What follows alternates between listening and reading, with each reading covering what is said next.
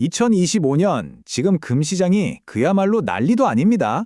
가격이 연일 사상 최고치를 갈아치우고 있는데요. 그래서 오늘 이 시간에는 이 엄청난 골드러시 뒤에는 대체 뭐가 있는지, 그리고 더 중요한 건 이 뜨거운 열기가 과연 계속될 수 있을지 한번 깊숙이 파헤쳐 보겠습니다. 부럽기도 하고 무섭기도 하다. 아마 지금 금시장을 바라보는 많은 분들의 마음이 딱 이렇지 않을까 싶어요. 이런 복잡한 감정 속에서 오늘은 한 걸음 물러나서 시장을 움직이는 진짜 힘이 뭔지 한번 차분하고 객관적으로 짚어보겠습니다. 3,673달러. 네, 바로 2025년 9월에 금이 찍은 새로운 역사적 최고점입니다. 와, 정말 몇 년 전만 해도 상상하기 힘든 가격이죠. 이 숫자는 그냥 기록이 깨졌다는 것 이상의 의미가 있습니다. 지금 시장에 얼마나 거대한 변화의 바람이 불고 있는지 보여주는 아주 강력한 신호탄 같은 거라고 할 수 있죠. 자, 그럼 본격적으로 한번 들어가 볼까요? 첫 번째 파트에서는 이 뜨거운 강세장을 한번 들여다보겠습니다. 모두가 가장 궁금해하는 질문, 금값 도대체 왜 이렇게까지 오르는 걸까? 이 질문에 대한 답을 찾아볼 거고요. 심지어 일부 전문가들은 4,000달러도 넘을 거라고 자신하던데 그 자신감의 근거는 또 뭔지 샅샅이 살펴보겠습니다. 네, 바로 이 질문이 핵심이죠. 이 역사적인 상승세 뒤에는요, 단순히 한 가지 이유만 있는 게 아닙니다.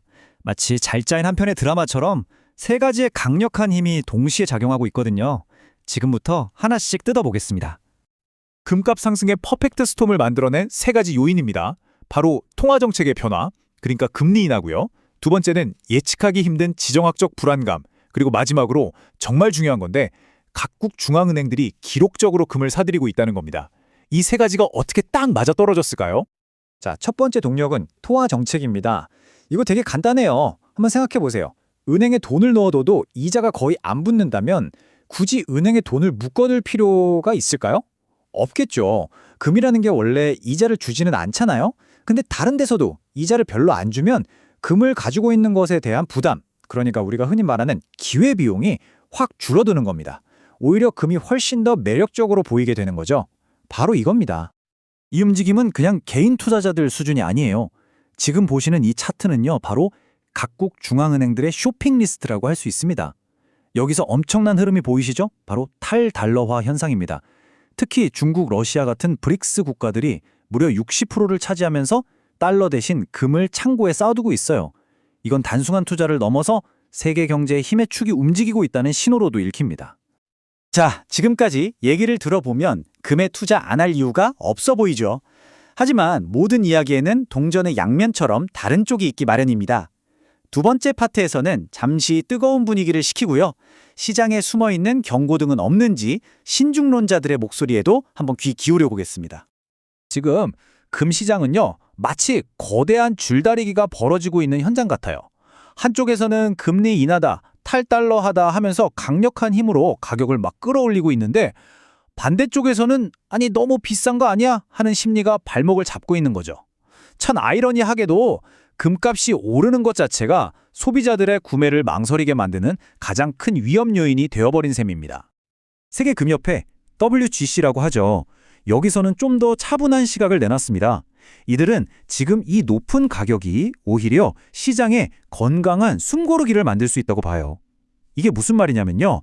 금값이 너무 비싸지니까 당장 결혼 반지나 목걸이 같은 걸 사려는 사람들이 줄어들 거라는 거죠. 그리고 이렇게 줄어든 소비자 수요가 과열된 시장에 자연스럽게 브레이크를 걸어줄 거라는 분석입니다. 자, 이렇게 서로 다른 두 가지 관점을 살펴봤습니다. 한쪽에서는 4,000달러를 외치고 다른 한쪽에서는 이제 숨고르기에 들어갈 거라고 말하죠. 그렇다면 이 전문가들의 전망을 한데 모아보면 과연 어떤 큰 그림이 그려질까요? 세 번째 파트에서는 이 복잡한 전망들을 한번 제대로 해독해 보겠습니다. 자, 이 표를 한번 보세요. JP모건, 골드만삭스, 이름만 들어도 쟁쟁한 기관들이 내놓은 2026년 전망치입니다. 근데 보니까 목표 가격은 조금씩 다 다르죠? 그런데요, 여기서 진짜 중요한 건 이 숫자가 아닙니다. 바로 그 옆에 있는 핵심 근거예요. 이걸 보면 소름 돋게도 거의 똑같습니다. 지정학적 리스크, 중앙은행 매수. 결국 다들 똑같은 현상을 보고 있다는 얘기죠. 다만 이게 얼마나 큰 영향을 줄 거냐, 이 부분에서만 약간씩 의견이 갈리는 겁니다. 지금까지 시장을 움직이는 힘과 전문가들의 전망까지 모두 살펴봤습니다. 그럼 이제 가장 중요한 질문이 남았죠. 그래서 우리는 이제 뭘 봐야 할까? 마지막 파트에서는 이 모든 정보를 바탕으로 투자자들이 한 번쯤 생각해 볼 만한 점들을 정리해 보겠습니다. 물론 이건 어떤 특정 상품을 사라거나 하는 투자 조언은 절대 아닙니다.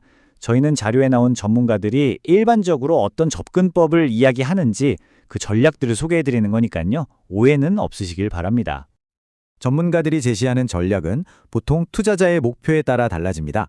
그러니까 그냥 포트폴리오를 다양하게 분산시키는 게 목적이라면 좀 보수적인 비중을, 앞으로 인플레이션이 걱정된다 하시는 분들은 중립적인 비중을, 그리고 시장의 흐름에 좀 더 적극적으로 올라타고 싶다면 공격적인 비중을 고려해 볼 수 있다. 이런 이야기입니다. 마지막으로 이 질문을 던지면서 마무리할까 합니다. 이 격변의 시대에 금의 진짜 가치는 단기적인 수익을 노리는 투자처일까요? 아니면 예측 불가능한 미래에 대비하는 장기적인 보험일까요? 아마 이 질문에 대한 답은 여러분 각자의 포트폴리오와 또 미래를 보는 관점에 달려 있을 겁니다. 오늘 분석이 그 답을 찾는 데 작은 힌트가 되었기를 바랍니다.